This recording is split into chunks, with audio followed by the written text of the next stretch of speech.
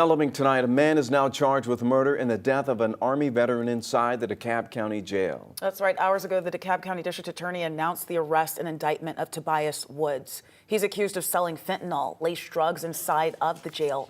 And the DA says that those drugs led to the death of Christon Collins, who was an inmate there.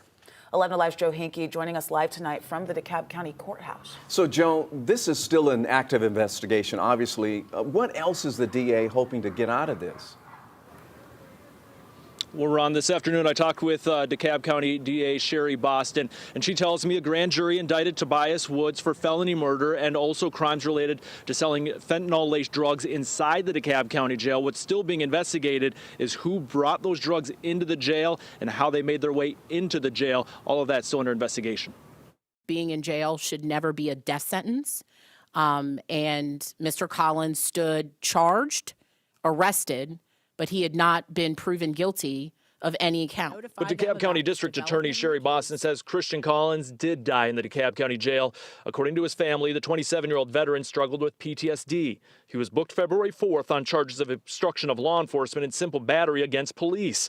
He died in the jail just over a month later, the DeKalb medical examiner ruling he died from a fentanyl overdose. Through our investigation, my office learned that another inmate, 45-year-old Tobias Woods, sold the drugs to Collins and another inmate in his pod. Boston says Tobias Woods was in jail for a robbery charge, and the drugs he sold in jail were laced with fentanyl.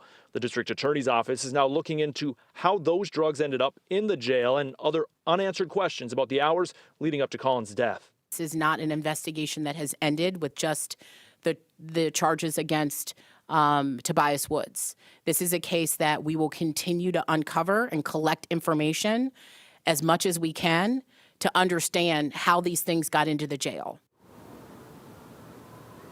And Christon Collins' family previously told 11 Alive that hours passed inside the jail before he received medical attention, and they believe if he would have got medical attention sooner, he might have survived that overdose. That's another item that the DA's office is looking into. Now, Woods is accused of selling drugs to a second inmate inside the jail. We are told that inmate also overdosed, received medical attention around the same time, but was given Narcan and was able to survive the overdose that they were suffering. Reporting live from the DeKalb County Courthouse tonight, I'm Joe Hinkey, 11 Alive News.